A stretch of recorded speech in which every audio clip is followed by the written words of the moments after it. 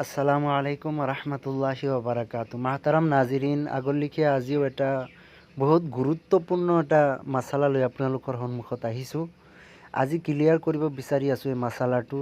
সকলোৱে সুধি থাকে যে আপুনি জিলহিজ্জা মাহত অৰ্থাৎ জিলহিজ্জাৰ 10 তাৰিখৰ আগত কিবা জন্তু জব কৰিব পাৰিবনে নাই, গাই হোক মুৰ্গী হোক যিকোনো বস্তু জবা কৰিব পাৰিবনে নোৱাৰে, তাৰ বিষয়ে আজি ক্লিয়াৰ কৰি দিছোঁ।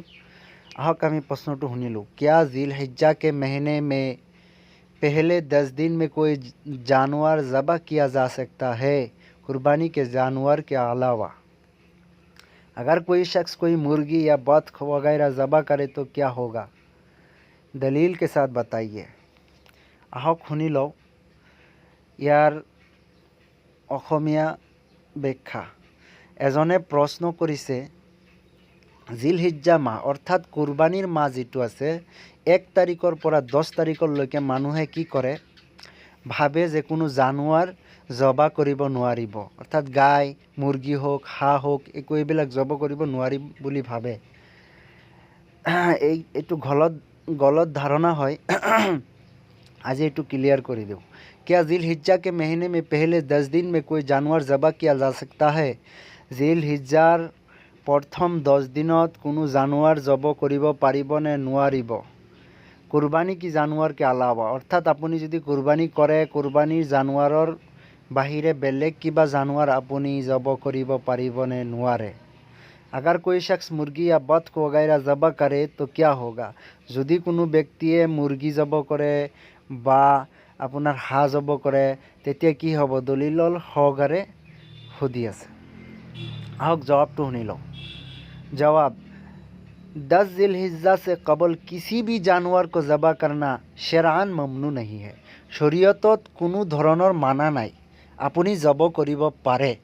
আপুনি চাহে কুৰবানী দিয়া মানুহে হওক, আপুনি কি কৰিব পাৰে, জন্তু জব কৰিব পাৰে, জীৱ জন্তু अपनी ज़बह करीब पारिब। लिहाजा सूरत मसाला में खाने पीने या सदका करने के लिए छोटा बड़ा हर किस्म का हलाल जानवर ज़बह करना जायज़ है।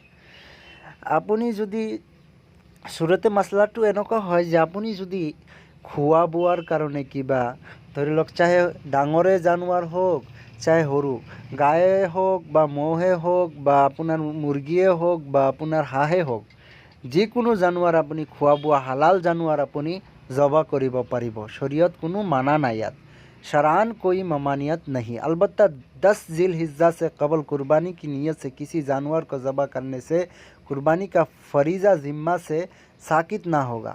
हाँ, कुर्बानीर नियतत যদি আপুনি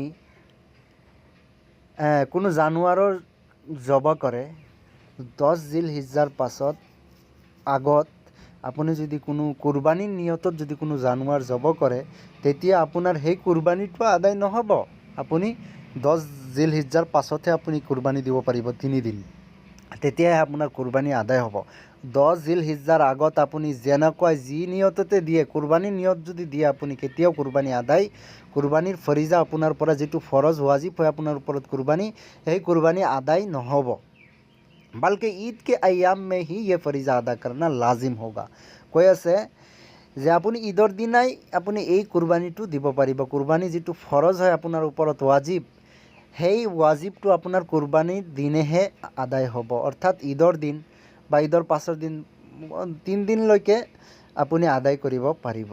ইয়াৰ আগত আপুনি যদি কোনো কুৰবানীৰ নিয়তত যদি কোনো জন্তু জীৱ জন্তু যদি আপুনি গাই মহ এইবিলাক যদি জব কৰে তেতিয়া কুৰবানীৰ হুকুম আদায় নহ'ব, আপুনি কুৰবানী কৰিবই লাগিব।